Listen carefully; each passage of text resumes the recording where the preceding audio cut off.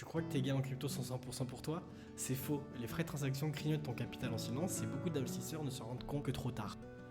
Calcule toujours le coût réel d'une opération. Quand tu achètes ou vends sur un exchange, il y a une commission. Parfois elle est faible, parfois énorme. Mais si tu trades trop souvent, ces petites sommes s'accumulent et détruisent une partie de tes profits. Un investisseur malin ne regarde pas seulement le prix du token, il regarde aussi combien il perd en frais. Surveille la congestion du réseau. Ethereum est devenu beaucoup plus efficace avec ses mises à jour et les layers 2 comme Arbitrum, Optimism ou Base permettent de payer moins d'1 € la transaction. Mais attention, dès qu'il y a un gros événement qui arrive, tout explose. Comme hier par exemple le projet lié à Trump, les frais ont atteint les 100 giveaway et certaines transactions coûtaient près de 100 $ pour passer.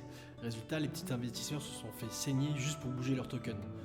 Imagine que tu investis 200 $ sur un token, tu payes 100 $ de frais pour l'achat et encore 100 $ de frais pour la revente. Tu dois déjà faire plus de 200 $ de gains juste pour ne pas perdre d'argent. Pendant ce temps, ceux qui savent utiliser les bons réseaux conservent une avance énorme.